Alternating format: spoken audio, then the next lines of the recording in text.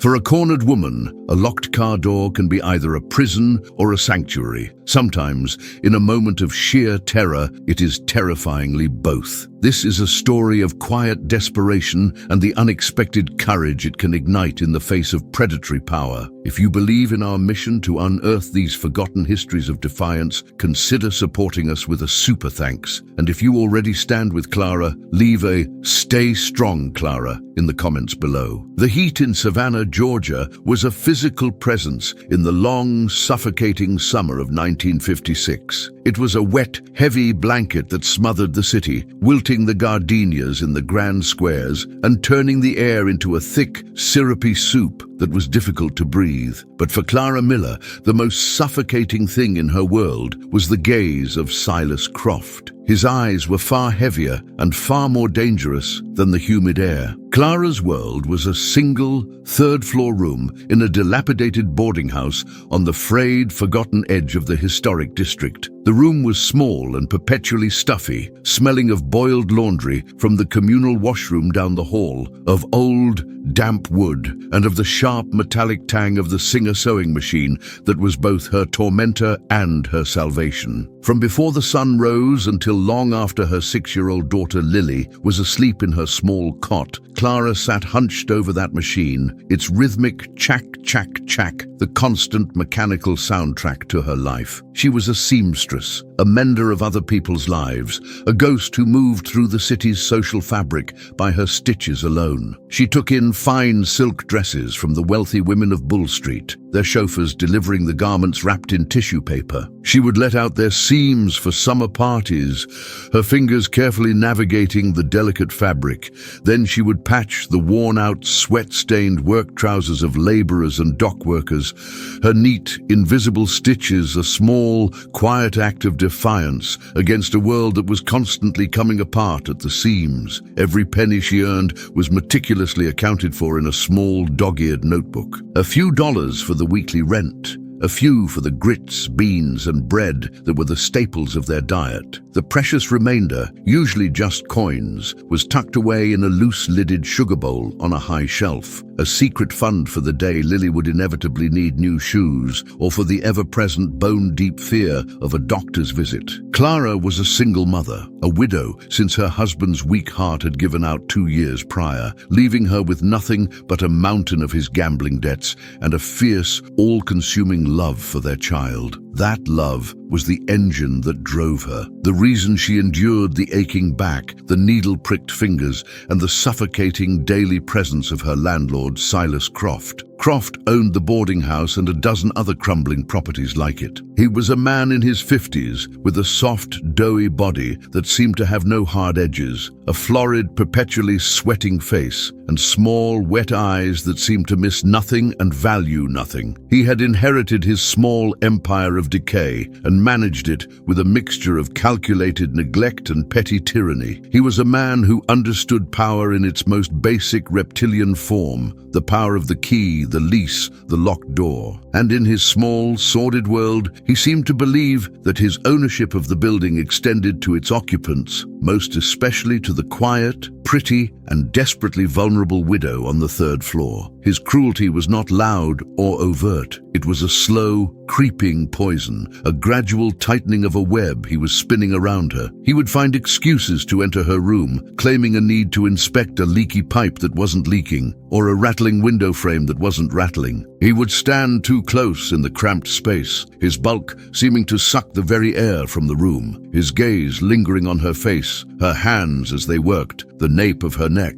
He would pick up one of the fine dresses she was mending, rubbing the expensive silk between his thick, damp fingers. "Working hard, Clara," he would say, his voice a low, greasy drawl that made her skin crawl. "It's a shame. A pretty woman like you shouldn't have to work so hard. There are easier ways to get by, you know, much easier." Each visit left her feeling soiled, her small, clean room feeling contaminated by his presence. She would open the window wide after he left, no matter the heat, a futile attempt to air out the lingering scent of his cheap cigars and the feeling of his gaze. She endured it because she had no other choice. There were no other rooms for rent in the city that she could afford, not for a woman with a child. Landlords looked at a single mother and saw only trouble. To be on the street with Lily was a terror she could not even allow herself to contemplate. So she was polite, her answers to his insinuations clipped and non-committal, her body held rigid with a tension that was becoming a permanent part of her posture. The terror escalated a week ago. He had caught her on the dark, narrow stairs, presenting her with a folded piece of paper. It was a notice. He was raising her rent by $5 a month. It was an impossible sum, an amount that would completely erase her meager savings, the difference between eating and not eating for the last week of every month. When she had protested, her voice trembling, he had smiled, a slow, predatory curving of his lips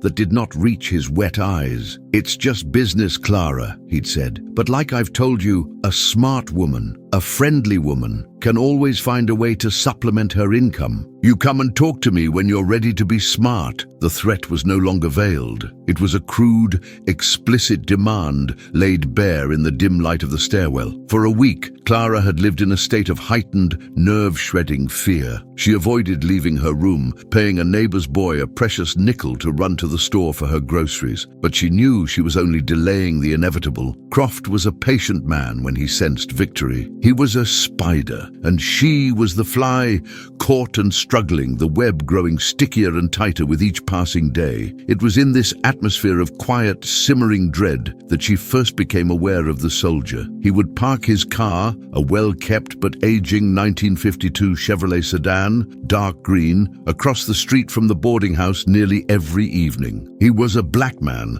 a sergeant, his uniform always impeccably pressed, his posture ramrod straight even when he was just sitting behind the wheel. He never got out of the car. He would just sit there for an hour or so as the sun went down and the sky turned a bruised purple, sometimes reading a book propped on his steering wheel, sometimes just looking straight ahead, his face a mask of stoic, unreadable calm. At first, his presence was just another source of anxiety for Clara. Who was he? What did he want? In the deeply, violently segregated world of 1956 Savannah, his daily presence in this predominantly white, albeit poor neighborhood was a profound anomaly. She worried he might be some kind of trouble, another complication in a life that could not bear any more weight. But as the days passed, she began to see him differently. He never stared at her or her building. His gaze was distant, inward-looking, as if the car were a private sanctuary where he could decompress from his day. There was a profound stillness about him, a sense of a man at rest, finding a moment of peace. His quiet, unobtrusive presence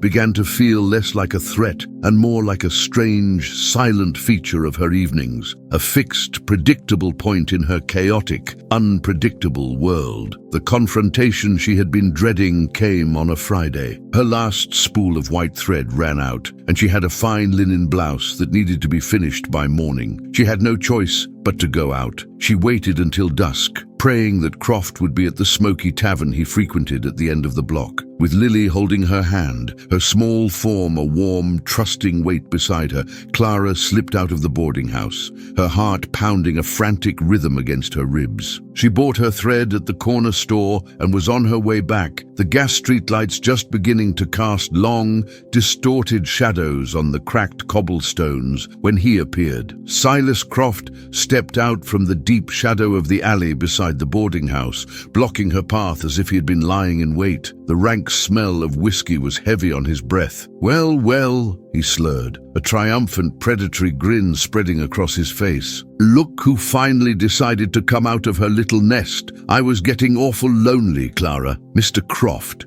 she said, her voice a tight, constricted whisper. She instinctively pulled Lily behind her, her own thin body becoming a fragile shield. "Please let us pass. My daughter is tired." "Oh, the little one," he said, his eyes flicking down to Lily with a dismissive, cruel glance. "She can wait. You and we have business to discuss. Rent's due tomorrow." "Have you figured out how you're going to be smart yet?" He took a step closer, and Clara took a step back, her back pressing against the rough, unforgiving brick of the neighboring building. She was trapped. The street was empty at this hour, the air thick and still. Her mind raced, a screaming, white-hot panic taking hold. There was nowhere to run. "I'll have the money," she lied, her voice shaking uncontrollably. "I'll have the full amount tomorrow. tomorrow. I'm tired of waiting for money, he said, his voice dropping, the drunken slur replaced by a low, menacing growl. He reached out and grabbed her arm, his thick, surprisingly strong fingers digging into her flesh like a vice. I've been a patient man, Clara. My patience is all used up. Lily let out a small, terrified whimper from behind her. Clara's fear for herself was instantly eclipsed by a primal, ferocious terror for her child. "Let go of me," she said, her voice rising with a strength she didn't know she possessed. "You let go of me right now." She tried to pull away, but his grip was like iron. His other hand came up, pinning her shoulder against the rough brick of the wall. He was laughing, a low, triumphant, ugly sound. He was enjoying her fear, her powerlessness. This was what he had wanted all along, not the money. This. It was then that a sound cut through the humid night air,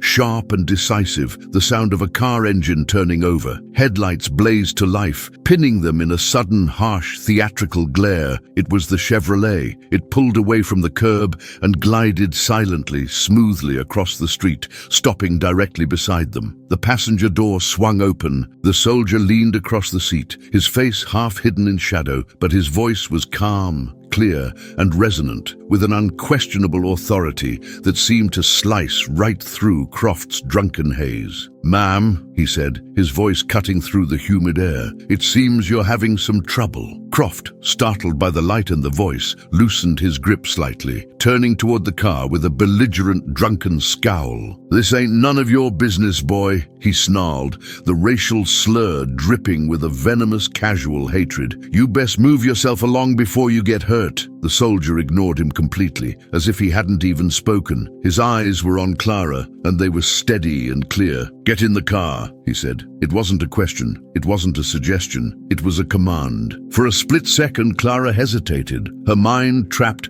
between two overwhelming fears: the immediate physical threat of Silas Croft and the profound, unknown danger of this strange black soldier in a city that would destroy him for such an act. But she looked into the soldier's eyes, and in their depths she saw not menace, but a steady, resolute calm that felt like the only solid thing in a world that was tilting and falling apart. She made a choice. With a sudden, violent wrench, she tore her arm from Croft's grasp. Before he could react, she pushed a terrified Lily into the front seat of the car, scrambled in after her, and slammed the heavy door shut. The soldier didn't waste a second. He didn't look at Croft, who was now standing stunned and furious in the blinding glare of the headlights.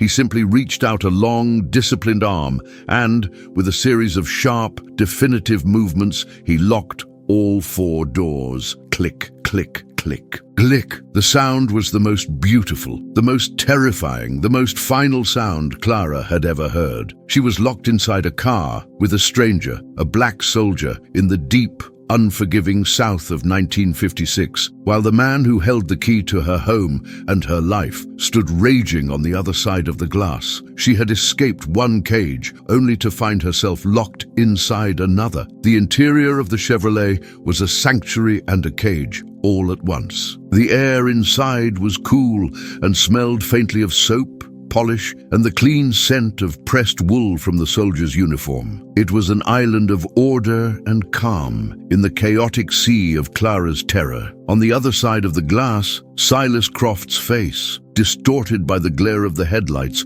was a mask of pure, apoplectic rage. He pounded a fleshy fist against the passenger window, the thudding sound muffled but still terrifyingly close. His mouth was open, shouting words that were inaudible but whose venom was perfectly clear. Clara flinched, pulling Lily closer, her body a trembling shield. The little girl was silent, her eyes wide with a fear so profound it had stolen her voice. She buried her face in her mother's side, her small hands clutching a fistful of Clara's thin cotton dress. The soldier did not react to the assault on his car. He simply sat there, his hands resting calmly on the steering wheel, his posture as straight and unyielding as a courthouse pillar. He did not look at Croft. He did not look at Clara. He just stared straight ahead through the windshield as if waiting for a storm to pass. His stillness was unnerving, a pocket of absolute calm in the heart of a hurricane. He was a man accustomed to waiting, to holding his position under fire. Croft, realizing his physical assault was useless, stopped pounding on the window. He leaned in close, his face pressing against the glass, his breath fogging a small circle. He pointed a thick, trembling finger, first at the soldier, then at Clara. His threats were now audible, a low, menacing litany. "You'll pay for this, boy. You hear me? You'll be swinging from a tree by morning. And you little tramp." His eyes swiveled to Clara. "You and your brat will be on the street. I'll see you starve. I'll see you both in the gutter." His tirade went on, a vile, repetitive stream of hatred and promises of ruin. Any other man might have been provoked, might have shouted back, might have put the car in gear and sped away. The soldier did none of these things. He just sat and waited. His patience was a weapon, a silent, disciplined force that seemed to infuriate Croft even more than any physical resistance would have. It was a refusal to engage, a denial of Croft's power to intimidate, and it was devastatingly effective. Finally, Croft seemed to run out of steam. His threats dwindled to a series of sputtered, incoherent curses. He kicked one of the tires, a final, pathetic gesture of impotent rage, and then he turned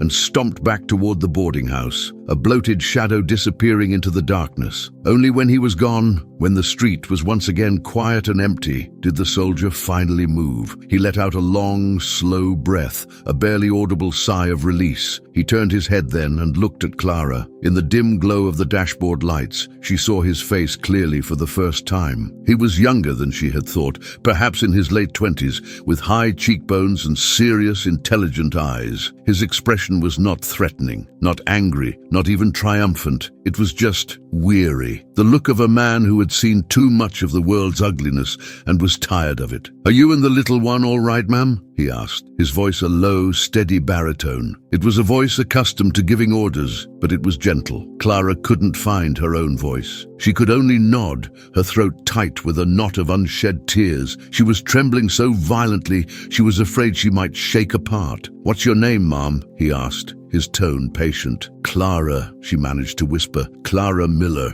and this is Lily." "Sergeant Franklin Taylor," he said, a simple, formal introduction. "It's a pleasure to meet you both, under the circumstances." He paused, his gaze thoughtful. "That man, Croft, he's your landlord, I take it?" Clara nodded again, her shame a hot flush on her cheeks. To have her private misery, her secret humiliation, witnessed by this stranger was almost as painful as the confrontation itself. "I've seen him before," Sergeant Taylor said, his eyes turning back to the street. "I park here most evenings, on my way home from the base. It's a quiet spot, or it used to be. I've seen the way he watches you, the way he waits." His words confirmed her worst fears. Her persecution had not been invisible. This man had been a silent witness all along. Why did you, she stammered, unsure of what she was even asking. "Why did you wait? Why did you interfere?" The questions were a jumble in her mind. "It wasn't my place to interfere in a landlord-tenant dispute," he said, choosing his words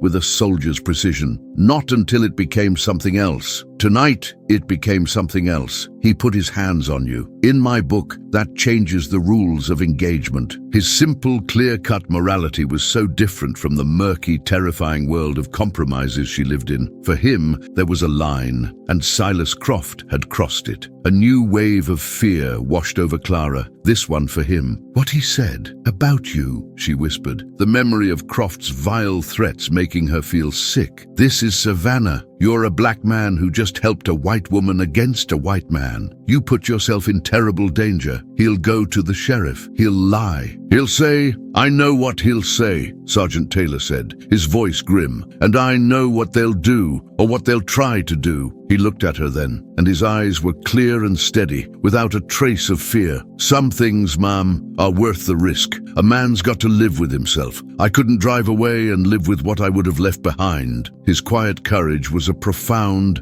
and humbling thing. He had weighed the terrible, potentially lethal consequences and had acted anyway. He had extended a hand to her, not because it was easy or safe, but because he believed it was right. "Now," he said, his tone shifting back to the practical. "We have a problem to solve. You can't go back there. Not tonight. Not ever, if he's still there. He's not just a bully, he's a coward, and a coward who has been humiliated is the most dangerous kind of man there is. He'll be waiting for you, and he'll make you pay for what just happened." Clara knew he was right. The thought of going back into that building, of being trapped under the same roof as Croft after this, was unbearable. But where could she go? She had no family in the city, no friends who had a spare room, no money for a hotel. She and Lily were adrift.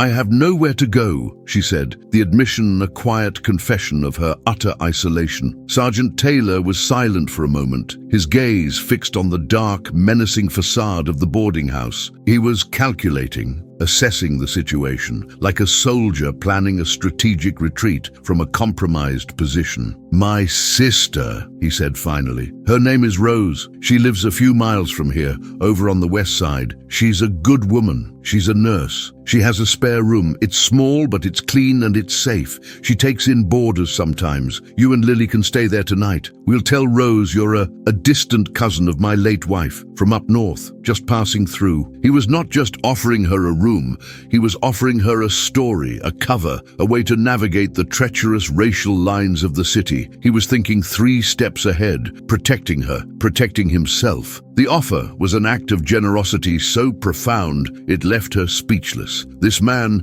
a complete stranger, was not just willing to risk his life for her, but to involve his own family in her plight. "I can't," she whispered. "I can't ask you to do that. It's too much. Too dangerous for all of you." "Ma'am," he said, and his voice held a note of gentle but firm authority that allowed for no argument. "With all due respect, you're not in a position to be refusing help. And I'm not asking you. I'm telling you what we're going to do. The first step in any evacuation is to secure the civilians. Right now, you and Lily are the civilians." He turned the key in the ignition, and the Chevrolet's engine purred to life. "But first," he said, his eyes flicking up to her third-floor window, "I imagine there are some things in that room you can't leave behind. Your sewing machine, your daughter's things, the money in the sugar bowl." He had noticed everything. His quiet observation had not been passive. It had been a gathering of intelligence. He understood the terrain of her life with a shocking, intimate clarity. "You're going to stay in the car with the doors locked?" he said, his voice taking on the crisp, decisive tone of a commanding officer. "I'm going to go up to your room and retrieve your essential supplies. I'll be quick and I'll be quiet. Croft is probably in his room,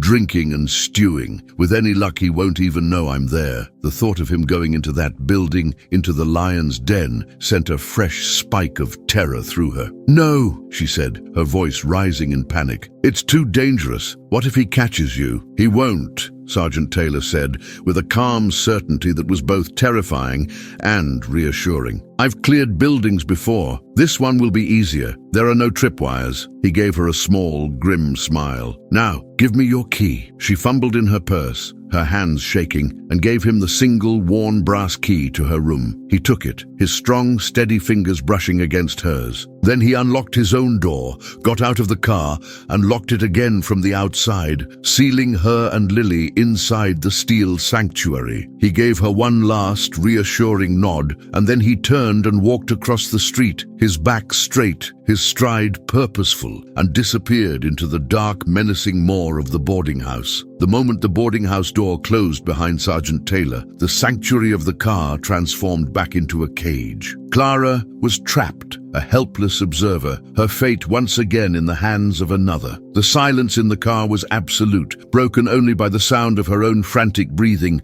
and the soft, rhythmic hiccup of Lily's quiet sobs. She stared at the dark facade of the building, her eyes fixed on the third-floor window of her room, praying for a flicker of light, for any sign that he was safe. Every creak of the old building, every distant shout from a neighboring street, every passing car was a source of fresh terror. Her imagination, fueled by adrenaline and fear, painted a dozen horrific scenarios. She pictured Croft, drunk and enraged, discovering the sergeant in the hallway. She imagined a fight, a terrible, violent struggle. She saw the flash of a knife, heard the sound of a gunshot. The city of Savannah, which had been her home, suddenly felt like a hostile foreign land, a place where a black man's life could be extinguished for a crime as simple as being in the wrong place at the wrong time. And she, by accepting his help, had led him into this trap. The guilt was a physical weight, pressing down on her chest, making it hard to breathe. She hugged Lily tighter,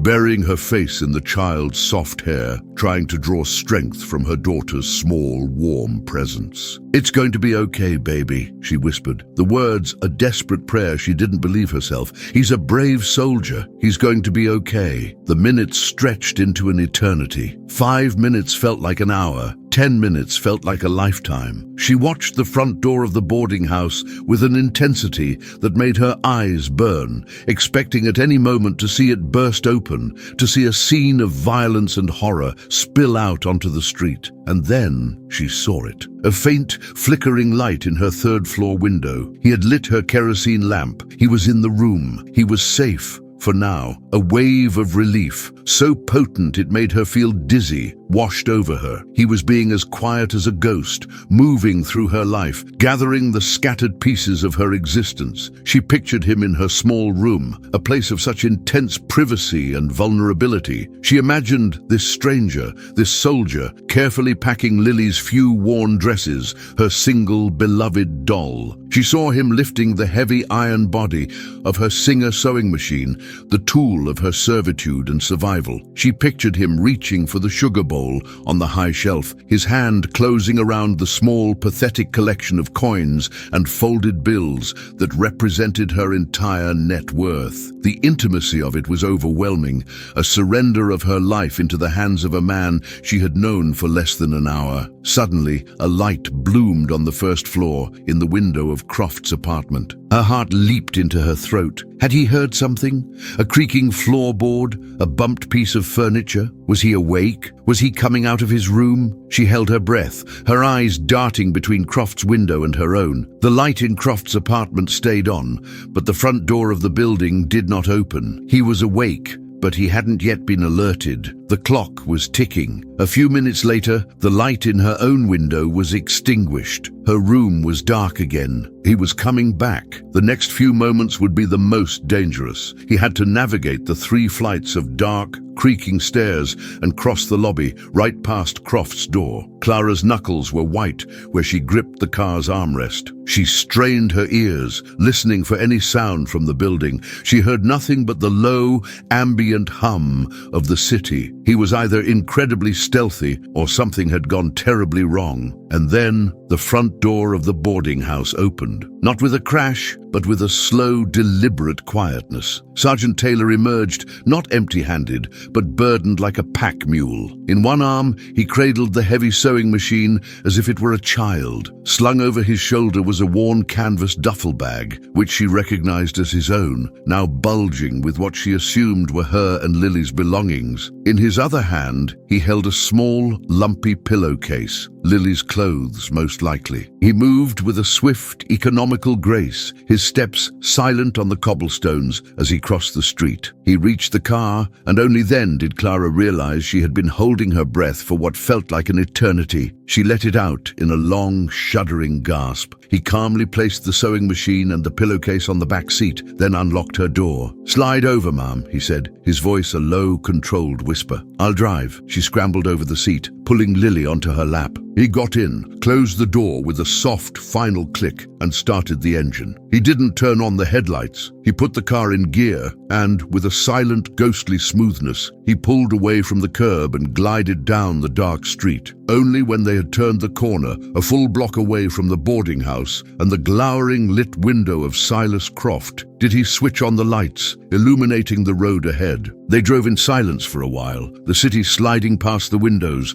a blur of sleeping houses and gaslit street corners. The immediate, suffocating terror began to recede, replaced by a profound, disorienting sense of unreality. An hour ago, her life, for all its hardships, had been contained, predictable. Now she was a refugee, fleeing into the night with a stranger, all her worldly possessions bundled in the back seat of his car. "He didn't see you?" she finally asked, her voice trembling. "The light in his room came on just as I was coming down the stairs," Sergeant Taylor said, his eyes fixed on the road. "I heard him moving around. I waited in the second-floor landing in the shadows until he went into his kitchen. I could hear him pouring a drink. He was settling in for a long, angry night. I don't think he heard a thing." His coolness, his absolute professionalism under pressure, was astonishing. He spoke of it as if he were debriefing a routine training exercise. For him, perhaps it was. For Clara, it was the most terrifying event of her life. I can't thank you enough," she said, the words feeling pitifully inadequate. "You saved us. You risked everything to save us." "Just doing my duty, ma'am," he said, the stock phrase of a soldier. But coming from him,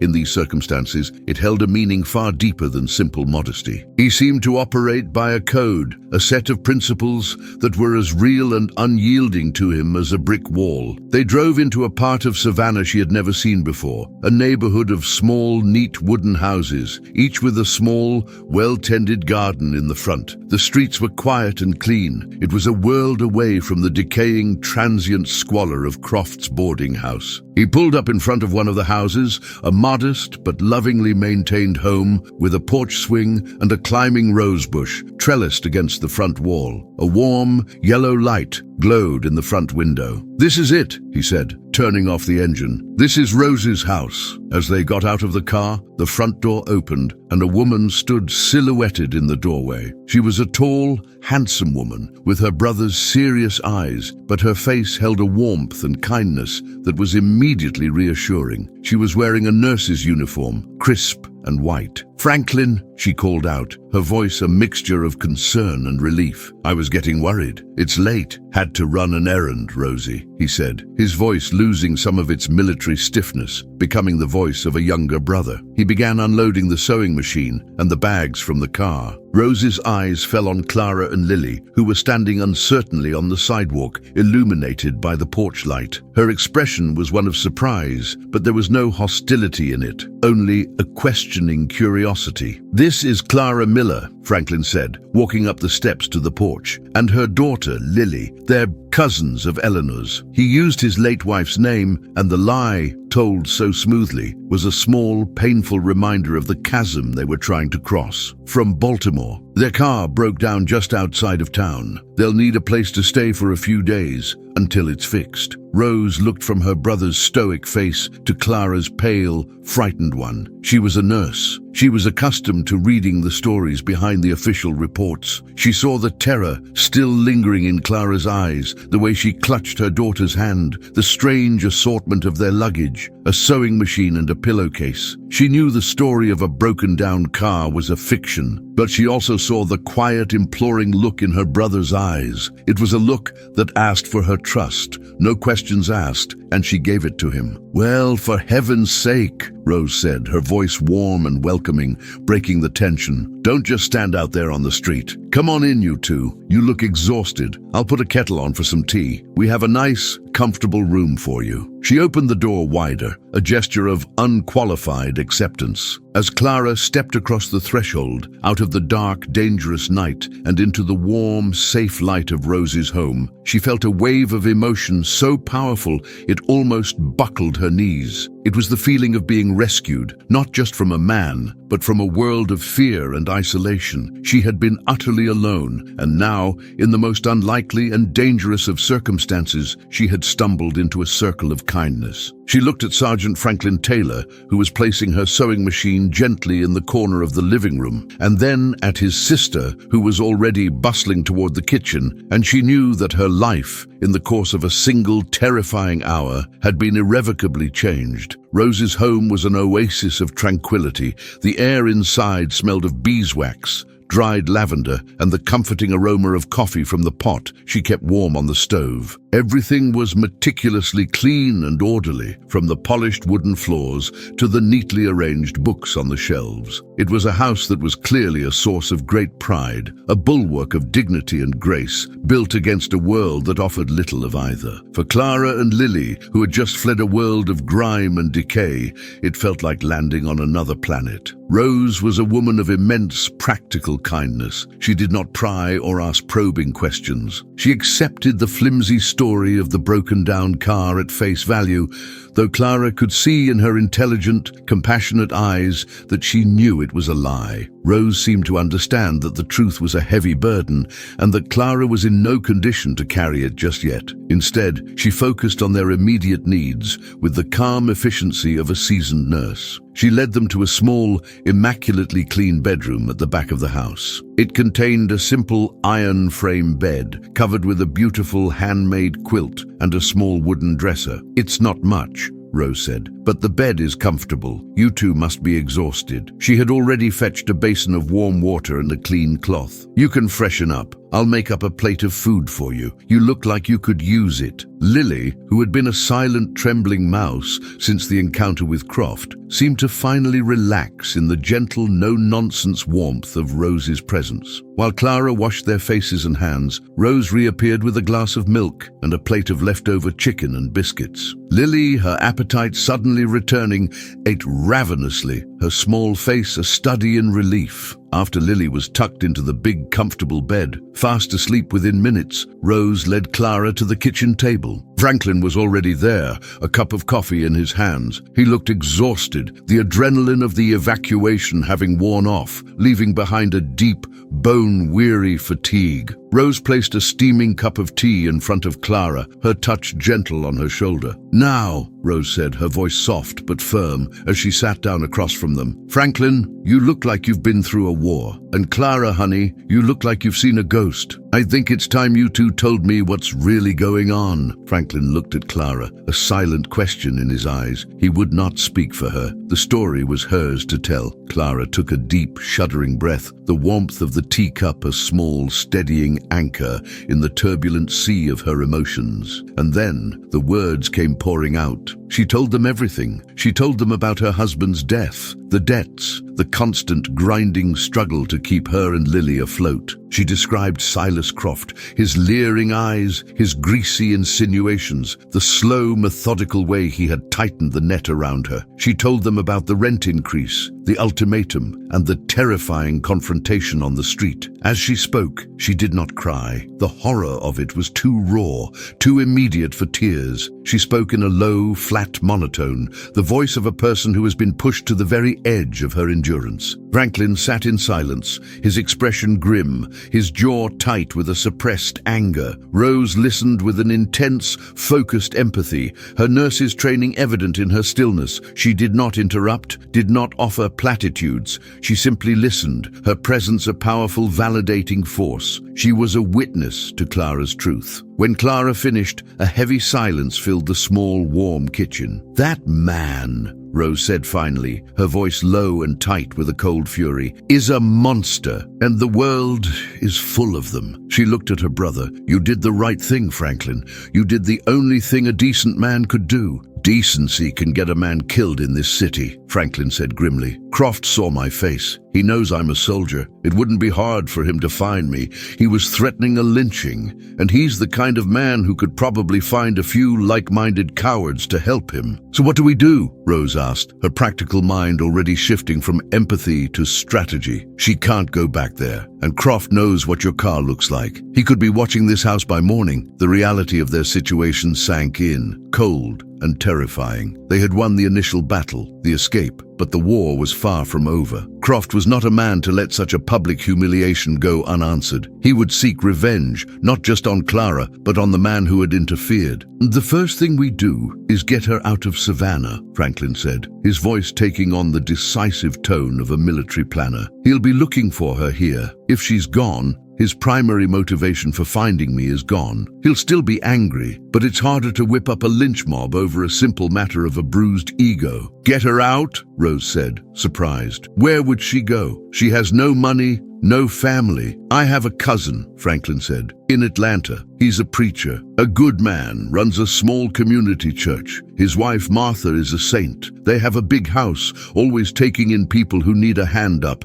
They'd take Clara and Lily in, no questions asked. Atlanta. The word sounded like a foreign country. Clara's entire life had been lived within a 10-block radius of Savannah. The thought of picking up and moving to a new, vast city was terrifying. I can't, she said, her voice a whisper. I have no money for a bus ticket. I wouldn't know what to do there. I wouldn't know anyone. You'd know my cousin, Franklin said gently. And you have a trade, a good one. A city like Atlanta is full of wealthy women who need a good seamstress. You have your machine. You can work. You can start over. He reached into his pocket and pulled out a worn leather wallet. He took out a small, neat roll of bills. This is my savings. It's not much, about $80. It's enough for 2 bus tickets and enough to get you started until you find some work. You can pay me back when you're on your feet. Clara stared at the money on the table, a wave of shame and overwhelming gratitude washing over her.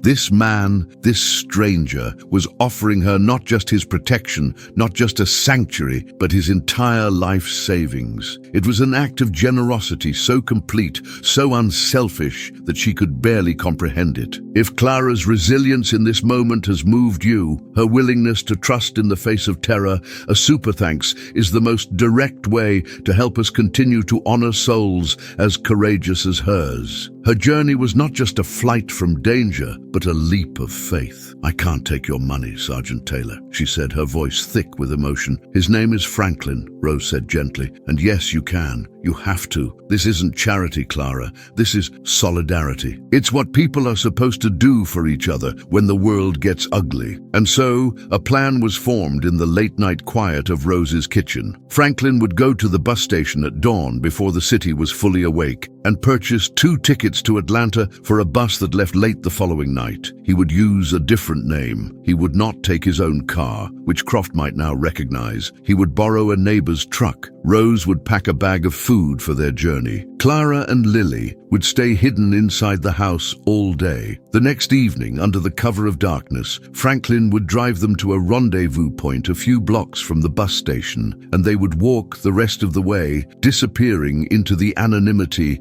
of the traveling crowd. It was a plan fraught with risk, a desperate, clandestine operation that felt like something out of a spy novel, but it was the only path to safety. The next day was the longest of Clara's life. She and Lily stayed in the small back room, the curtains drawn, listening to the sounds of the world outside with a heightened sense of dread. Every passing car, every shout from a child playing in the street sent a jolt of fear through her. Rose went to work at the hospital, her demeanor calm and normal, a perfect mask of normalcy that betrayed none of the tension gripping her household. Franklin returned in the late afternoon, his mission accomplished. The tickets were purchased, tucked safely in his pocket. He had spent the rest of the day observing. He had driven past the boarding house. Croft's car was there. He had also driven past the local sheriff's office. He saw Croft's car there too. He's reported it, Franklin said, his face grim. He's telling his side of the story. I don't know what lies he's spinning, but he's laying the groundwork. We need to get you on that bus tonight without fail. As dusk fell, a new and terrible complication arose. Lily, who had been listless and quiet all day, developed a fever. Her face was flushed, her breathing shallow. Clara, her heart sinking with a familiar dread, knew the signs. It was the onset of the croup, a respiratory ailment that had plagued Lily since she was a baby, an illness that could quickly turn dangerous. "We can't take her on a bus like this," Rose said, her nurse's instincts kicking in as she examined the child. "Her breathing could get constricted. She needs to stay here where I can watch her, give her steam treatments." The plan, so carefully constructed, was falling apart. "I can't stay," Clara said, her voice rising in panic. "Croft is looking for me. The police. He'll tell them where I live." "He doesn't know where you live," Franklin said, his mind already working, adapting the plan. "But he might start watching bus stations, train stations, and he'll be watching Rose's house. He might have seen me here before. He might put 2 and 2 together. They were trapped. To leave with a sick child was a medical risk. To stay was to risk discovery and disaster. The walls were closing in, and their time was running out. The small, safe room at the back of Rose's house suddenly felt like a cage. Lily's feverish, shallow breaths were a ticking clock, each one a reminder of their collapsing options. The carefully laid plan, their one hope of a clean escape, had been shattered by the cruel, random vulnerability of a child's body. Clara felt a familiar, soul-crushing despair begin to creep back in. It seemed that every time she took a single step forward, the world found a new way to drag her 2 steps back. Rose, however, did not despair. She was a woman of action, her mind trained to function with a clear, calm efficiency in the face of a crisis. "Panic is a useless emotion," she said, her voice a steady anchor in the storm of Clara's fear. She began to issue a series of quiet, practical commands. She sent Franklin to the kitchen to boil a large pot of water for a steam treatment. She had Clara help her fashion a small tent over Lily's bed, using a sheet to concentrate the healing vapor. She crushed aspirin in a spoonful of jam for the fever. "We can't put her on a bus tonight," Rose stated, not as a declaration of defeat, but as a simple, unassailable medical fact. Her airways are already inflamed. The stress of the journey, the stale air on the bus, it would be a disaster. She needs to be here, where it's quiet and I can monitor her. We have to postpone. Postpone? Clara's voice was a tight knot of panic. "Franklin said Croft has gone to the sheriff. They'll be looking for me. How long do we have before they find us here?" Franklin, who had returned with the pot of steaming water, answered, his face a grim mask of concentration. "It's hard to say. Croft is a known quantity in this town. A drunk, a bully. The sheriff probably won't jump to do his bidding, not right away. He'll take his statement, maybe put out a half-hearted bulletin, but Croft is a white man and a property owner, and I'm not. If he keeps pushing, they'll eventually start looking. And this house," he gestured around the small, tidy home, "is the first place they'll look if they connect me to the incident. My car has been seen in this neighborhood. It's only a matter of time." The 3 of them stood in the dimly lit bedroom, the air thick with steam and the unspoken weight of their dilemma. They were caught in a terrible crossfire between a medical emergency and a security threat. "So we can't leave and we can't stay," Clara said, the sheer impossibility of their situation washing over her. "What are we supposed to do?" It was in this moment of utter hopelessness that Franklin's military training, his mind accustomed to finding unconventional solutions on a hostile battlefield, took over. He stood for a long moment, his eyes distant, as if he were looking at a tactical map only he could see. "We don't leave, and we don't stay," he said slowly, his mind working through the logic. "We do both. We create a diversion." He looked at his sister. "Rose, how long will Lily be contagious? How long until she's well enough to travel? If it's a standard case of croup, the fever should break in a day or 2, Rose assessed. "Her breathing will be the main concern. I'd say 3 days, maybe 4. To be safe." 4 days, Franklin repeated, the word a stark, seemingly impossible deadline. "Okay, we need to buy you 4 days of absolute security. 4 days where no one would even think to look for you here." His eyes narrowed, a plan beginning to form. "Croft thinks he's hunting us, so we'll give him a hunt. We'll make him think his prey has already fled. We'll send him on a wild goose chase so far from here, he won't have time to think about this house." He turned to Clara. "The bus tickets to Atlanta," he said, pulling them from his pocket. "What time does the bus leave tonight?" 11:30, she whispered, confused. "Good," he said.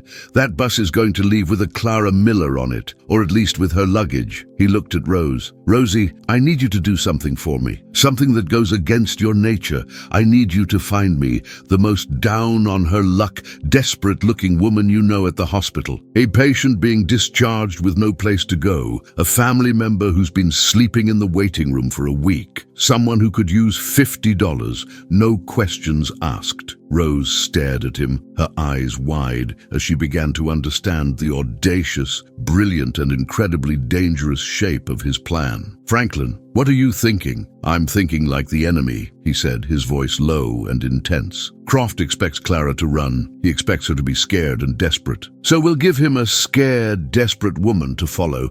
We need someone who vaguely matches Clara's description. Same height, same hair color, someone who would pass a glance in a dimly lit bus station station. You'll give her the money. You'll tell her it's from a church charity. Her job is simple. She takes Clara's second bus ticket, she takes her sewing machine and that pillowcase of clothes, and she gets on the bus to Atlanta. She doesn't have to talk to anyone. She just has to be seen getting on that bus. The plan was a masterstroke of misdirection, a piece of battlefield deception applied to a domestic crisis. Croft, if he was watching the bus station as they feared, would see a woman matching Clara's description, carrying her distinctive luggage and boarding a bus to Atlanta. He would believe she had escaped. His hunt in Savannah would be over. He might contact the police in Atlanta, but that would take time, and the trail would ultimately go cold when their decoy disappeared into the city. It would buy them the precious days they needed. "It's too risky," Rose said, her voice trembling slightly. "What if this woman talks? What if Croft tries to stop her and she tells him the truth?" "He won't stop her," Franklin insisted. "He doesn't want to cause a scene at a public bus station. He doesn't want witnesses. He wants Clara isolated and alone. When he sees her get on that bus, he'll feel a moment of frustration that she got away, but mostly he'll feel relief. His problem has left town. He'll go home, have a drink, and congratulate himself on having run her out of his life. It's a gamble, but it's a calculated one. It's the only one we've got." Clara listened, her mind reeling. The complexity and the sheer audacity of the plan were terrifying. It involved a stranger, lies, and a web of deception that could collapse at any moment. But she also saw the brilliant, desperate logic of it. It was a move born of weakness, a guerrilla tactic of the powerless against the powerful. "I'll do it," Rose said finally, her face set with a new resolve. "There's a woman, Mrs. Gable. Her husband's been in the charity ward for a month. She's been sleeping in a chair in the waiting room. She's exhausted and has nothing. She fits the description. And $50 would be a miracle for her. She'll do it." The next few hours were a blur of tense, clandestine activity. Rose left for the hospital, her mission to recruit their decoy. Franklin, meanwhile, prepared for his own part of the plan. He took the sewing machine and the pillowcase and wrapped them in a plain brown blanket, disguising their distinctive shapes. He would be the one to deliver them to the bus station locker, where Mrs. Gable would retrieve them just before the bus departed. He could not risk being seen with her. Clara, her own fear for Lily momentarily eclipsed by the high-stakes drama unfolding around her, felt a profound and humbling sense of awe. She was watching a brother and sister bound by love and an unshakable sense of justice risk everything for her. They were moving with a synchronized, unspoken understanding, each playing their part in a dangerous, intricate dance. She had been the victim, the passive object of Croft's persecution. Now, in this small house, she was part of a resistance. Rose returned an hour before the bus was scheduled to leave. "It's done," she said, her voice low and breathless. Mrs. Gable agreed. "I told her the story we planned. A church group is helping a woman escape an abusive husband. She understood immediately. She's a good woman. She'll be there." Franklin prepared to leave. He put on a plain workman's cap, pulling the brim low over his face, and a dark jacket over his uniform. He looked at Clara, his eyes serious. "You stay here. Keep the lights low. Don't answer the door for anyone. Rose has a shotgun under her bed. She knows how to use it." The casual, chilling mention of the shotgun was a stark reminder of the stakes they were playing for. He slipped out the back door and disappeared into the night. For the next hour, Clara and Rose sat in the near darkness of the kitchen, their vigil for Lily, now a vigil for Franklin as well. They did not speak. There was nothing left to say. They could only wait and pray that their desperate, fragile plan would hold. The hands on the kitchen clock crawled toward midnight. Finally, they heard the soft sound of the back door opening. Franklin stepped into the kitchen, his face beaded with sweat, but his expression was one of grim success. "It's done," he said, his voice a low, tired whisper. "I saw her, a woman in a grey coat. She went to the locker. She took the machine and the bag. I watched from across the street. She got in line, and then I saw him." Clara's heart stopped. "Croft," Franklin nodded. He was there, standing in the shadows by the newspaper stand, trying not to be seen. He was watching. He saw her get on the bus. He watched until the bus pulled out of the station. Then he stood there for a long time, just staring after it. Then he turned, and he went to the tavern across the street. A wave of relief, so powerful it was physically painful, washed over Clara. It had worked. The diversion, the desperate gamble had worked. Croft believed she was gone. He was celebrating his victory, the successful expulsion of the woman who had defied him. He would not be looking for her in Savannah anymore. They had bought their 4 days. The success of the bus station gambit did not bring celebration. It brought a tense, guarded quiet. They had won a reprieve, not a war. For the next 4 days, Rose's small house became a fortress, a hermitage sealed against the outside world. The curtains remained drawn, the doors locked. Life shrank to the confines of the sick room, the kitchen, and the ever-present simmering anxiety of discovery. Clara's world narrowed to the small, feverish body of her daughter. She and Rose fell into a rhythm dictated by the rhythms of the illness. They were a team of 2, a mother and a nurse, united in their singular, focused purpose. They kept the kettle perpetually steaming, taking turns holding the tent of sheets over Lily's cot, the humid, medicated air, a constant presence in the small room. They spoon-fed the little girl broth and tea. They sponged her forehead with cool water. They sat through the long nights, listening to every breath, every cough, every restless stir. During this intense, insular time, a deep and powerful bond formed between the 2 women. In the shared, silent watches of the night, they began to talk. Clara, her defenses worn down by exhaustion and gratitude, found herself opening up to Rose in a way she had never opened up to anyone. She spoke of her lonely, loveless marriage to a man who had been charming but weak, of the crushing weight of his debts, of the small, daily humiliations of poverty. Rose, in turn, shared her own story. She spoke of the quiet, constant struggle of being a professional black woman in a white man's world. She was a brilliant, dedicated nurse, but she had been passed over for promotions in favor of less competent white nurses time and time again. She told Clara about the daily slights, the condescending doctors, the patients who refused to be touched by her, the heavy burden of having to be twice as good to be considered half as equal. She spoke of her brother, Franklin, with a fierce, protective love. She told Clara about their childhood in rural Alabama, the children of sharecroppers, and the iron-willed determination that had driven both of them to escape that life. He into the structured, meritocratic world of the army, she into the demanding, disciplined world of nursing. In their shared stories of struggle, Clara began to see that the lines of race, which had once seemed like immutable, unbreachable walls, were more complex than she had ever imagined. She had always thought of herself as poor and powerless, but she had never had to contend with the added, crushing weight of her skin color. She saw in Rose a strength, a resilience, and a quiet, unyielding dignity that was both humbling and inspiring. They were 2 women from different worlds, brought together by violence and circumstance, and they were discovering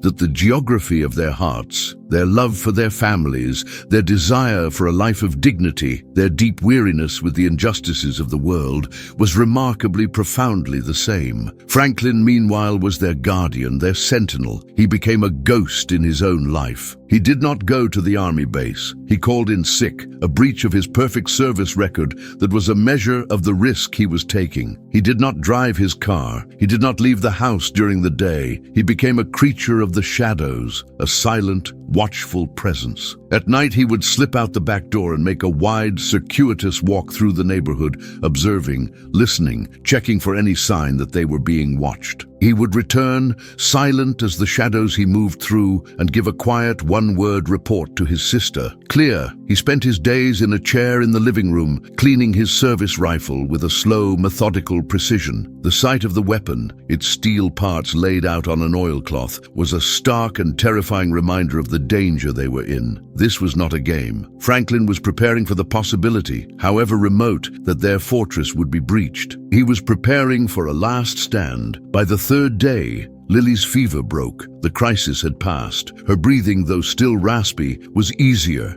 and a faint touch of color had returned to her cheeks. The suffocating tension in the house began to ease, replaced by a deep, collective exhaustion. The plan had worked. They had weathered the storm. That evening, as Lily slept peacefully for the first time in days, the 3 of them sat around the kitchen table, a small council of war planning their final move. "The bus tomorrow night," Franklin said, his voice low and decisive. "We have to stick to the plan. I'll drive you to the station. We'll do it the same way. No car, a roundabout route. But Clara, who had spent the last 4 days in a crucible of fear and reflection, was no longer the same terrified, helpless woman he had rescued from the street. The quiet strength she had seen in Rose, the disciplined courage she had seen in Franklin, had ignited something in her. She had been a passive victim for too long. "No," she said, her voice quiet but firm. The two siblings looked at her, surprised. "I'm not going to run."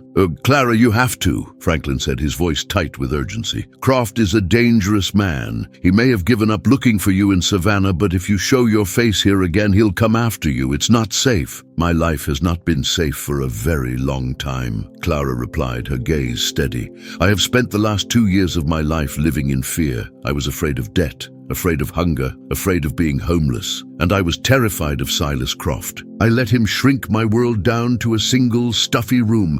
I let him make me a prisoner. You," she looked at Franklin, "and you," she looked at Rose, "you have showed me what courage looks like. It's not the absence of fear, it's acting in spite of it. I'm tired of running." "So what are you suggesting?" Rose asked, her eyes searching Clara's face. "You can't go back to the boarding house." "No," Clara agreed, "but I am not leaving this city. This is my home, Lily's home. I will not be chased out of my own life by a man like that. There has to be another way, a way to fight back, a fight he would win." Franklin said grimly. "He owns property. He has money. He's a white man. The law will always be on his side." "Maybe," Clara said, a new steely determination in her voice. "But what is the one thing a man like Croft is more afraid of than a black man in the dark? He's afraid of a rich man in the light." She then explained the idea that had been slowly, tentatively forming in her mind during the long, sleepless nights. She was a seamstress, a very good one, and she knew the secrets of the wealthy women of Savannah. Not the scandalous secrets of affairs or addictions, but the small, intimate secrets of their bodies, of their vanity. She knew who had gained weight, who was hiding a recent surgery, who insisted on a particular expensive French lace that was impossible to find. More importantly, she knew the secrets of their gowns. She knew the intricate construction of a debutante's ball gown,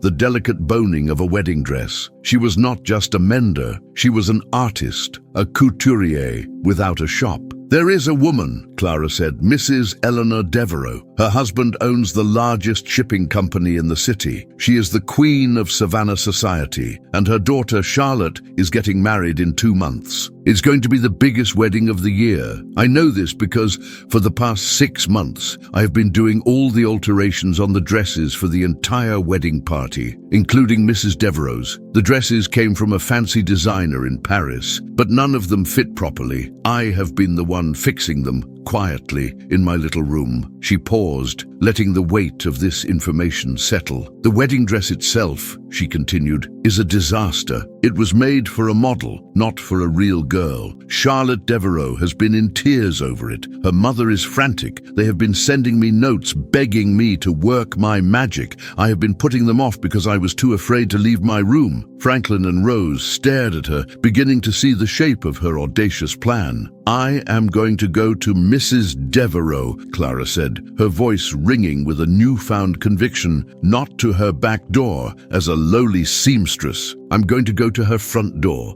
I'm going to tell her the truth, all of it. I'm going to tell her that the only person in this city who can save her daughter's wedding from being a complete and utter humiliation is being terrorized and threatened by a slumlord. I'm going to tell her that if she wants a perfect wedding, she's going to have to help me. I'm not going to ask her for charity. I'm going to make her a business proposition. I'm going to offer her my skills in exchange for her protection." It was a gamble of breathtaking proportions. It required her to walk willingly into the world of the powerful, to expose her own vulnerability, and to bet everything on the vanity and social ambition of a woman who could have her thrown out on the street without a second thought. It was a plan that was either brilliant or completely insane. Franklin was the first to speak. He looked at Clara, and a slow, grudging smile of admiration spread across his face. "A frontal assault," he said, a note of professional respect in his voice. Directly into the enemy's command post. I like it. He saw the strategic brilliance of her plan. She was not appealing to the law, which was biased against her. She was appealing to a different, and in this case far more powerful code, the ironclad rules of high society. For Eleanor Devereux, a socially disastrous wedding was a threat far more terrifying than a disgruntled slumlord. Clara was offering to solve her biggest problem, and in return, she was asking for something that would cost Mrs. Devereux very little, but would mean everything to her, the simple, overwhelming force of her social and economic power. It could work, Rose said, a look of awe on her face. If this woman is as obsessed with appearances as you say, you'll have him. But it's dangerous, Franklin added, his face growing serious again. You'll be walking into the lion's den. You'll need an escort. He stood up, his decision made. I'll take you. No, Clara said, her voice firm. She stood up to face him, and for the first time, she met his gaze as an equal, not as a victim in need of rescue. You have done more than enough. You have risked your life, your career, your family. This is my fight. I have to do this alone. She was right, and they all knew it. For this to work, she could not appear as a woman being protected by a black soldier. That would be a scandal that would eclipse everything else. She had to appear as what she was, a skilled artisan, a woman of dignity and talent who was being unjustly persecuted. She had to stand on her own 2 feet. The courage they had shown her had not just saved her, it had transformed her. She was no longer running. She was ready to fight. The next morning, Clara prepared for battle. She dressed not in her usual worn, practical work dress, but in her Sunday best. A simple but elegant navy blue dress she had made for herself years ago. It was the only fine garment she owned. Rose helped her press it until the seams were crisp and the fabric immaculate. Clara brushed her hair until it shone, pinning it up in a neat professional chignon. The transformation was remarkable. She was not the harried, terrified woman from the boarding house. She was a woman of substance, of quiet, unadorned dignity. Her hands, though pricked and calloused from her work, were steady. Her face was pale, but her eyes were clear and resolute. Rose,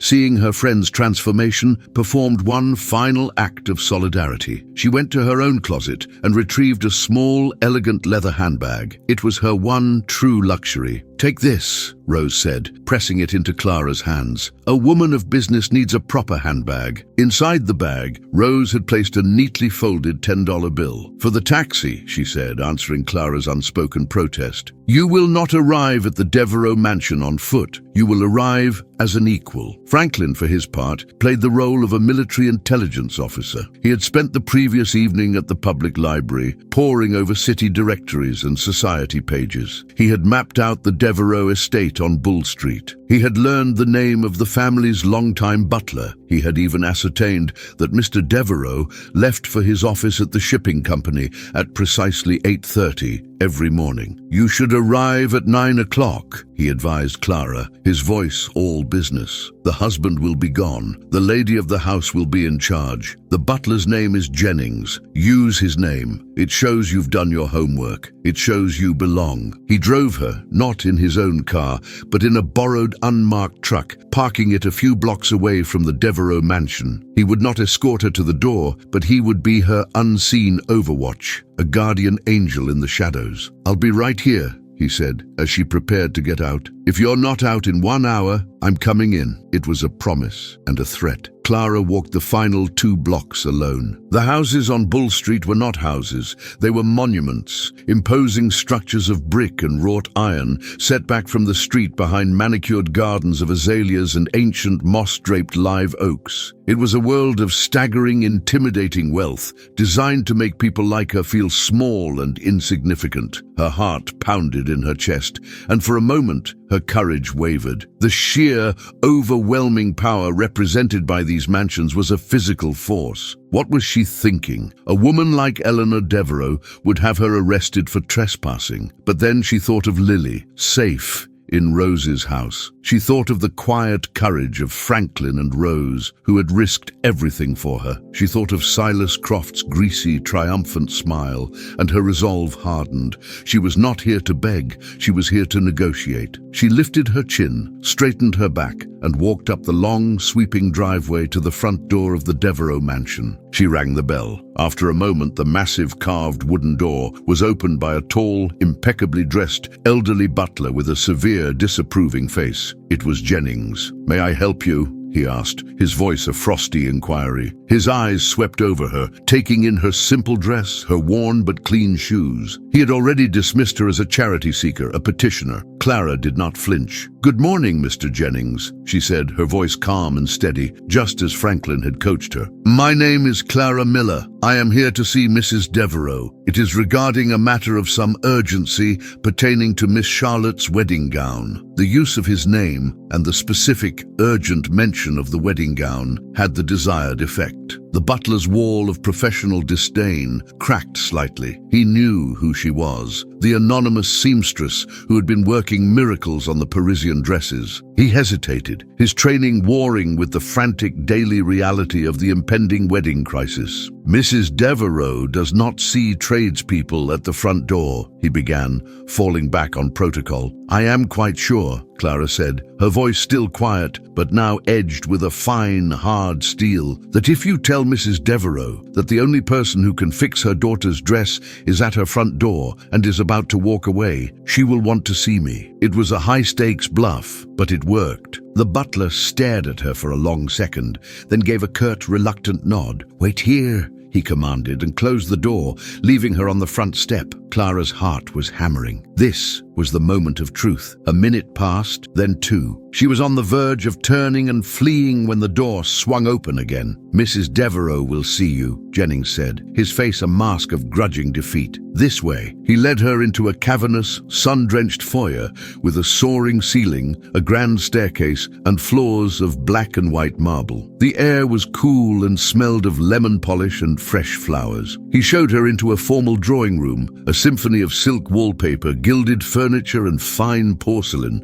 It was a room more opulent than any she had ever imagined. Eleanor Devereaux was standing by the fireplace, a tall, impeccably preserved woman in her 50s, her silver hair perfectly coiffed, her silk morning gown a testament to a life of effortless elegance. Her face was a mask of polite, aristocratic inquiry, but her eyes were sharp, intelligent, and worried. "Miss Miller," she said, her voice a cultured musical drawl. "Jennings tells me you have some urgent news about my daughter's gown. I do hope it is good news. We are, as you can imagine, in a state of some distress." Clara took a deep breath. This was her one and only shot. "The news is neither good nor bad, Mrs. Devereaux," she began, her voice steady. "It is conditional. I can indeed fix your daughter's dress. In fact, I can do more than fix it. I can remake it. I can make it a masterpiece, a dress that will be remembered in this city for 50 years, but I can only do so if you help me." Mrs. Devereaux raised a perfectly sculpted eyebrow. "Help you? I am paying you, and paying you well, I believe, for your services." "The problem, ma'am, is not one of money," Clara said. "It is one of safety and of time. The conditions under which I have been forced to work have become untenable." And then, with a calm, deliberate clarity, Clara told her story. She did not cry. She did not plead for sympathy. She presented the facts of her situation with the cool, dispassionate precision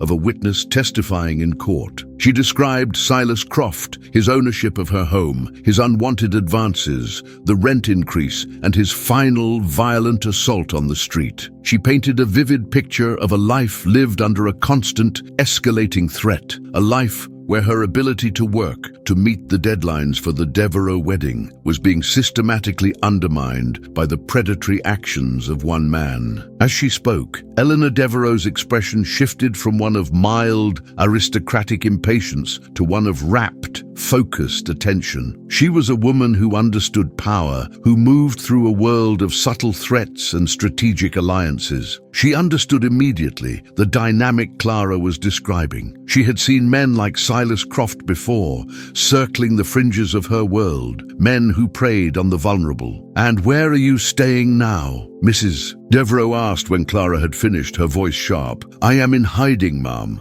Clara said simply. With my daughter, I cannot return to my home. My equipment, my supplies, my entire livelihood are in the hands of a man who has threatened my life. Mrs. Devereux was silent for a long moment, her shrewd eyes studying Clara, weighing, assessing. Clara could feel the gears of a powerful mind turning, calculating the costs and benefits. On the one hand, this was a sordid, messy affair involving people from a class she preferred to ignore. On the other hand, her daughter's wedding, the single most important social event of her life, the cornerstone of her family's reputation, was hanging in the balance. The Parisian designer was a continent away. There was no one else. This quiet, determined, surprisingly articulate woman held all the cards. This is a most distressing story, Miss Miller, Mrs. Devereux said finally, her tone cool and measured. She walked over to an ornate desk and pulled out a checkbook. Perhaps if I were to offer you a bonus, a substantial one, you could find another place to live, and this problem would simply disappear. It was a test, a final move in their high-stakes negotiation. She was offering to buy her way out of the problem, to throw money at it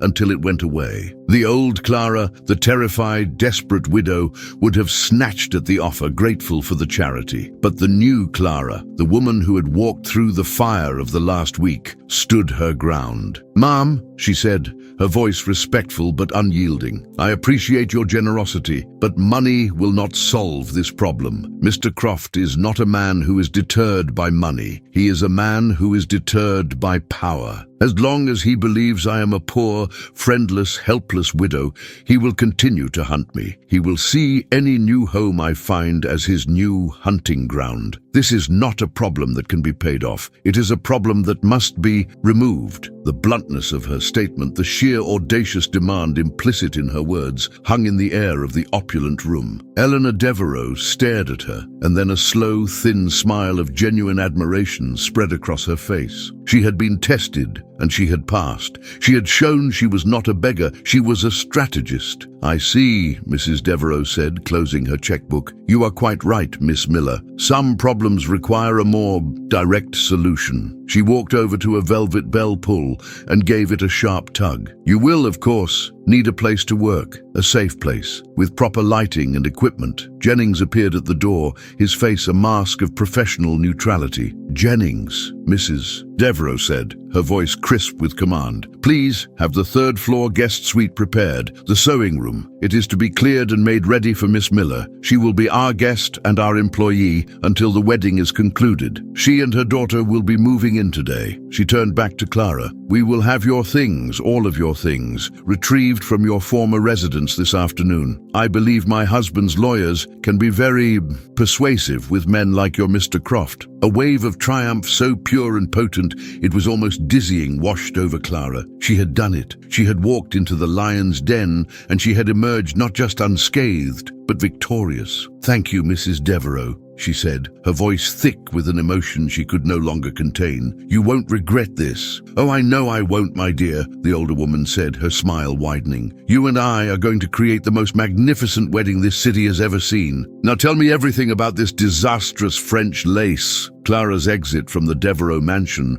was as surreal as her entrance. Jennings, his severe face now a mask of bewildered respect, held the great door open for her, bowing slightly as she passed. The power dynamics of the house had been reconfigured in a single 30-minute conversation. She was no longer a tradesperson. She was a valued in-residence artisan, a guest of the lady of the house. As she walked back down the long, sweeping driveway, the great imposing mansion no longer seemed like a fortress of intimidation. It was now her fortress, her sanctuary, her place of employment. She found Franklin waiting in the truck, his face a tight knot of anxiety. When he saw her, he let out a breath he seemed to have been holding for the entire hour. "You're all right," he said, the words a statement of profound relief. I was 2 minutes away from kicking in that front door. I'm more than all right, Franklin, she said, a slow, incredulous smile spreading across her face. And as he drove them back toward the safety of Rose's neighborhood, she told him everything. He listened in stunned, admiring silence. He, the military strategist,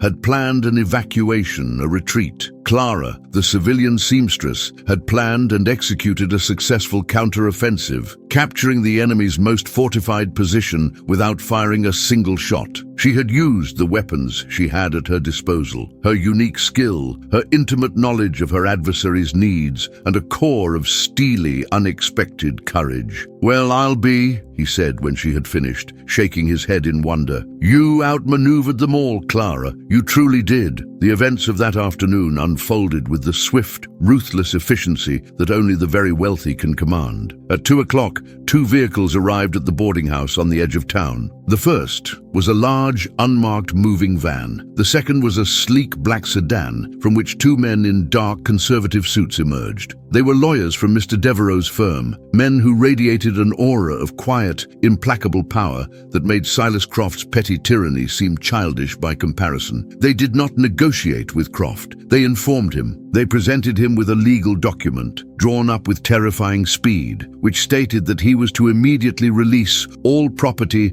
belonging to his former tenant, Clara Miller, and that any attempt to hinder this process would be met with the full, formidable legal force of the Devereaux shipping empire. They also presented him with a restraining order, forbidding him from coming within 500 feet of Clara Miller or her daughter Lily. Finally, they handed him a notice from the city building inspector, an office that had suddenly, miraculously, become very interested in the numerous code violations at Croft's properties, informing him of a full, top-to-bottom inspection scheduled for the following Monday. Croft, who had been nursing his drunken rage and plotting his revenge, found himself completely and utterly outmaneuvered. He was a playground bully who had just picked a fight with a quiet child, only to find her father was the heavyweight champion of the world. He blustered, he threatened, he protested, but his words were useless against the cold, unyielding language of the law when it was wielded by the powerful. Defeated and humiliated, he stood by, his face a mottled purple, and watched as the movers, efficient and silent, emptied Clara's third-floor room. They took everything: the bed, the cot, the small dresser, the boxes of fabric, and most importantly, the sugar bowl with her life savings still inside. By 4 o'clock, Clara, Lily, Franklin, and Rose stood on the sidewalk in front of Rose's house and watched as the moving van pulled up. It was a moment of profound,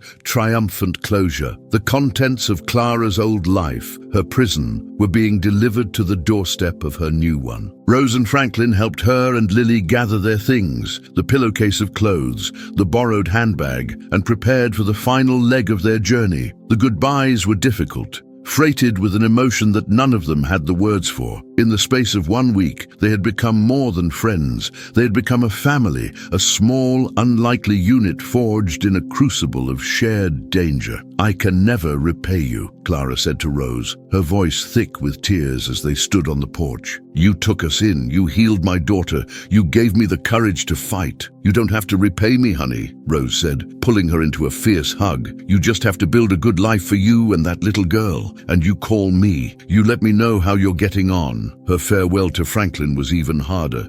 They stood by the moving van, a strange, unspoken tension between them. He had been her rescuer, her strategist, her guardian. In the shared intimacy of their crisis, a bond had formed that was deeper and more complex than simple gratitude. She saw in him not just a hero, but a good, decent, and profoundly lonely man. He, in turn, saw in her a woman of surprising strength and a quiet, resilient beauty. "I suppose this is it," he said, his voice holding its usual formal reserve, but his eyes told a different story. "Will I see you again, Franklin?" she asked, the question hanging in the air, full of a hope she was almost afraid to acknowledge. "The Army has me stationed at Fort Stewart for another 2 years, he said, a simple statement of fact that was also a promise. "Savannah is my home base. I imagine our paths might cross." And then, with a formality that was both heartbreaking and deeply respectful, he shook her hand. "Good luck, Clara Miller," he said. "Good luck, Sergeant Taylor," she replied. A taxi, summoned by Mrs. Devereaux, arrived to transport them. As Clara and Lily settled into the back seat, they drove away from Rose's small, safe house and toward the grand, intimidating new world of Bull Street. Life in the Devereaux mansion was like stepping into a dream. They were given the entire third-floor guest suite. Lily had her own room, a beautiful space with a canopied bed and dolls that were finer than any she had ever seen. Clara's room was a spacious, light-filled sewing studio, equipped with a brand-new, top-of-the-line sewing machine, a gift from Mrs. Devereaux. There was a sitting room, a private bathroom with a clawfoot tub, and a small balcony that overlooked the mansion's magnificent, sprawling gardens. For the first few days, Clara and Lily moved through this new world with a hushed, tentative wonder. The staff, under Jennings' now respectful direction, treated them with a formal, professional courtesy. Meals were brought up on trays. Lily was allowed to play in the gardens, a vast, magical world of fountains and hidden pathways. It was a life of unimaginable luxury, and more importantly, of absolute, unassailable safety. The walls of the Devereaux estate were a fortress, and inside them Silas Croft and the dangers of the outside world could not touch them. But Clara was not there as a permanent guest. She was there to work, and she threw herself into her task with a ferocious, focused passion. The wedding was her mission, and she was its commanding officer. She worked 12, 14 hours a day, fueled by coffee and a burning desire to prove that Mrs. Devereaux's faith in her had not been misplaced. The disastrous Parisian wedding gown was taken apart, seam by seam. Clara, with her artist's eye and her engineer's understanding of fabric and structure, redesigned it completely. She used the original exquisite lace, but she reshaped the silhouette. She restructured the bodice. She added a flowing train that transformed it from a stiff, awkward garment into a breathtaking work of art. She managed the fittings with Charlotte Devereaux and the bridesmaids with a quiet, confident authority. The frantic, tearful young women who'd been panicking about their dresses found themselves soothed and reassured by Clara's calm competence. She was no longer just a seamstress. She was a couturier, a designer, a problem solver. Mrs. Devereaux would visit the sewing room every day, ostensibly to check on the progress, but mostly, Clara suspected, just to talk. An unlikely, powerful friendship began to bloom between the two women. They were separated by a vast chasm of class and wealth, but they were united by their shared intelligence, their fierce devotion to their daughters, and their deep understanding of the subtle, often brutal politics of their respective worlds. Mrs. Devereaux would speak of the challenges of managing her husband's social calendar, of navigating the treacherous waters of Savannah society. Clara, in turn, would speak of her dreams for Lily, of her desire for a small, independent business of her own. In Clara, Eleanor Devereaux found something she had not realized was missing from her life. A peer, not a social equal, but an intellectual one. A woman she could speak to without pretense. A woman whose judgment she trusted implicitly. The day of the wedding arrived, a perfect sun-drenched afternoon in late October. The Devereaux mansion was transformed into a fairy tale palace of flowers and music. When Charlotte Devereaux descended the grand staircase in her gown, a collective gasp went through the assembled guests. She was a vision of radiant, breathtaking beauty. The dress was a masterpiece, a testament to Clara's genius.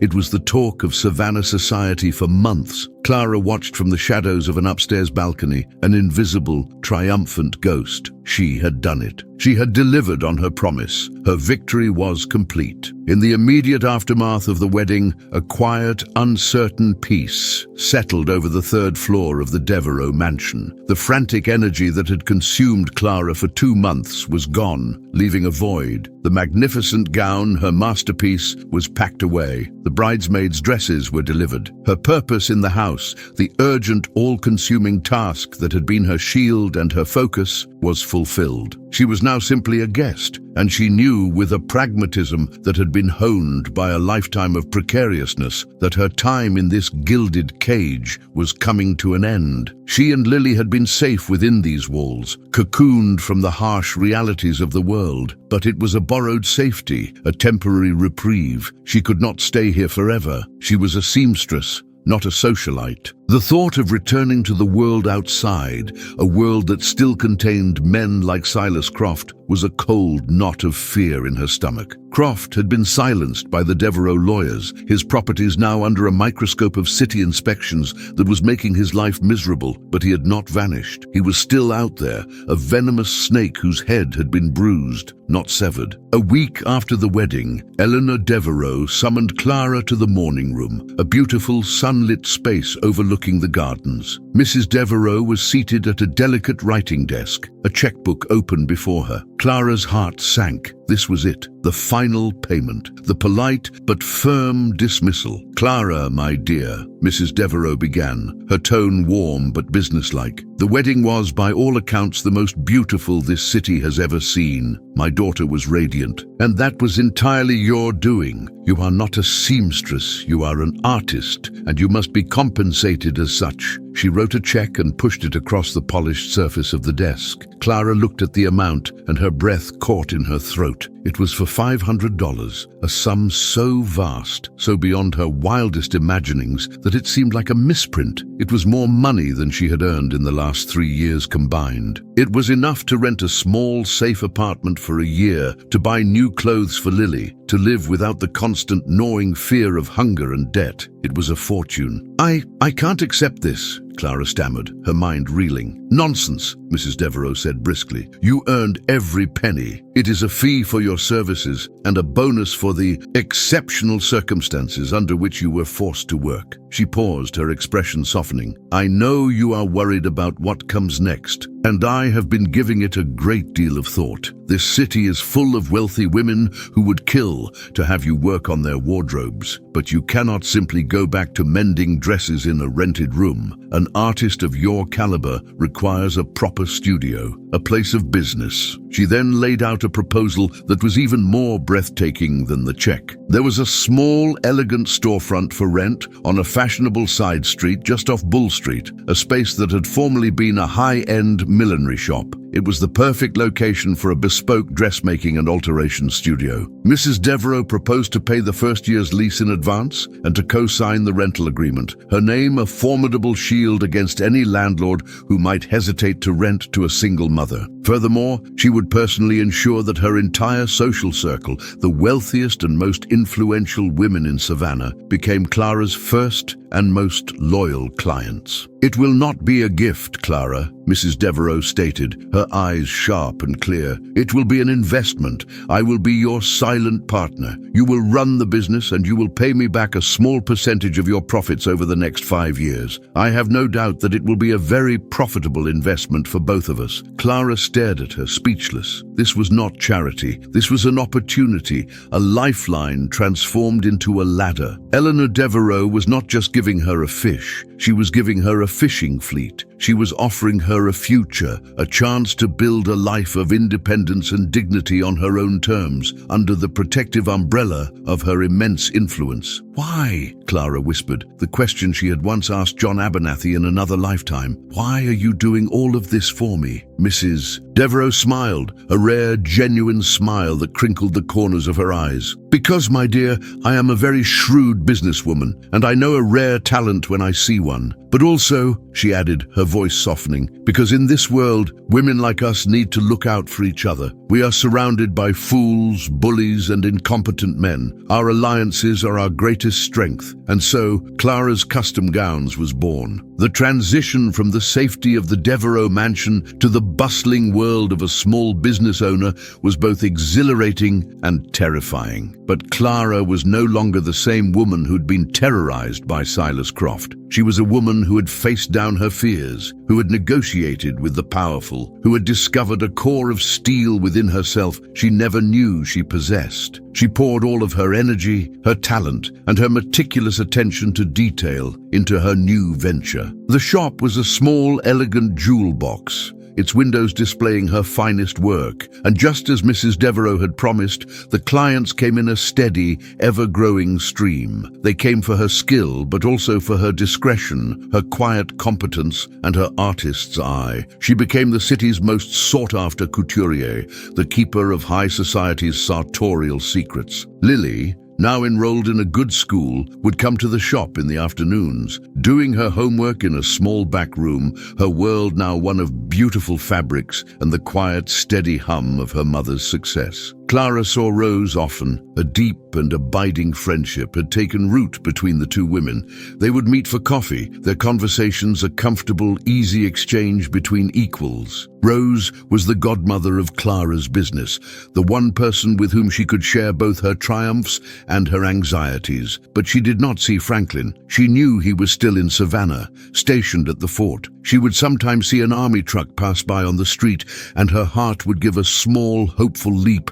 But it was never him. Their paths, as he had predicted, did not seem to cross. The unspoken thing that had passed between them remained a quiet, unresolved chord in the back of her mind. He was the man who had set this new life in motion, the catalyst for her transformation, and he was now a ghost, a memory from a past that felt like a different lifetime. One evening, nearly a year after the opening of her shop, she was working late, putting the finishing touches on a gown for the annual St. Cecilia's ball. The street outside was dark and quiet. She heard the soft jingle of the bell over her shop door and looked up, expecting it to be a late delivery. Sergeant Franklin Taylor stood in the doorway. He was not in his uniform, but in a simple, well-pressed civilian suit. He looked taller, more solid than she remembered. He held his hat in his hands, his expression hesitant, almost shy. "Clara Miller," he said, his voice the same low, steady baritone she remembered so well. "I hope I'm not disturbing you." "Franklin," she breathed,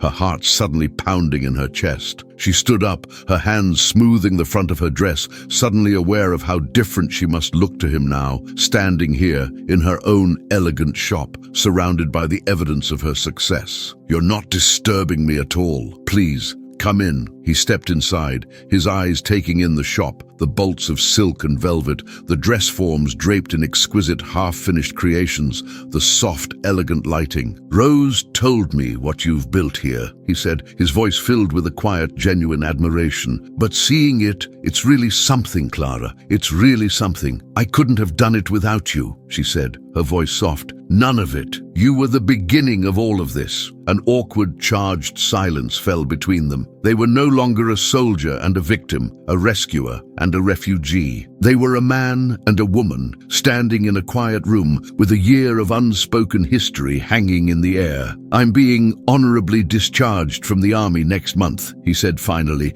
looking at her directly. "My tour is up. I've decided to stay in Savannah. Rose is here and, well, I'm a trained engineer. There's work here for a man with my skills." "That's wonderful news," she said, her heart singing. "I was wondering," he began, his voice hesitant, his military confidence replaced by a touching vulnerability. "I know it's been a long time, and I know you have a new life now, but I was wondering if you might allow me to take you and Lily to dinner sometime, to celebrate all that you've accomplished." Clara looked at this good, brave, honorable man, the man who had walked into the darkness to save her, the man who had given her a future she could never have imagined. Her answer was not in the words she spoke, but in the brilliant, radiant smile that lit up her face, a smile of pure, unadulterated joy, a smile that had finally found its home. "I would like that very much, Franklin," she said. "I would like that more than you know." Outside the shop window, the lights of Savannah twinkled, a city of secrets and second chances. And inside, in the warm, quiet glow of her own hard-won sanctuary, a new and beautiful story was just beginning. Your generous support through Super Thanks ensures